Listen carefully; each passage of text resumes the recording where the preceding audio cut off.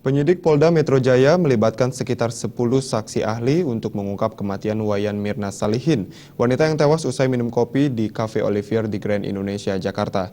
Para saksi ahli yang dimintai pendapatnya diantaranya berasal dari ahli psikologis forensik, psikiatri forensik, dan ahli kimia forensik.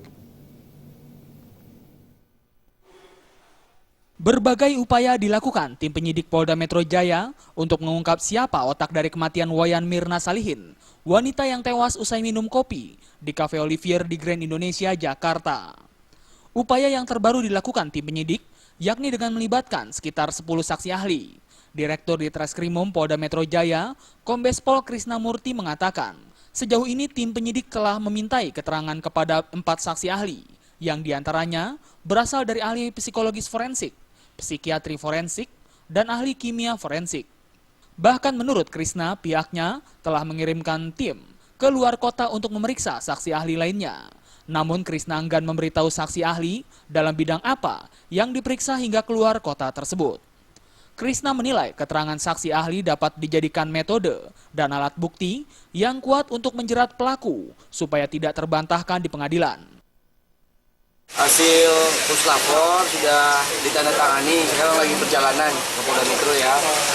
Nanti saya baca hasil puslapornya, saya lakukan gelar internal dulu untuk persiapan bahan ekspos, ya, ekspos kejaksaan. Nah, kami punya alat bukti, kami punya beberapa, keterangan ahli kami sudah punya beberapa.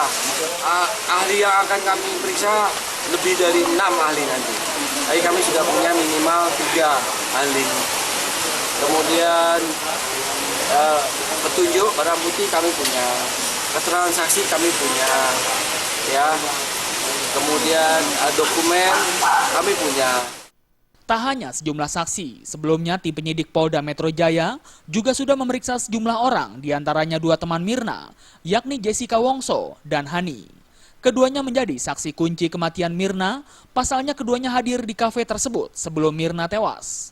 Dari hasil puslapfor Polri, kopi yang diminum Mirna positif mengandung sianida, sedangkan botol milik kafe yang dituang ke cangkir Mirna tidak mengandung sianida.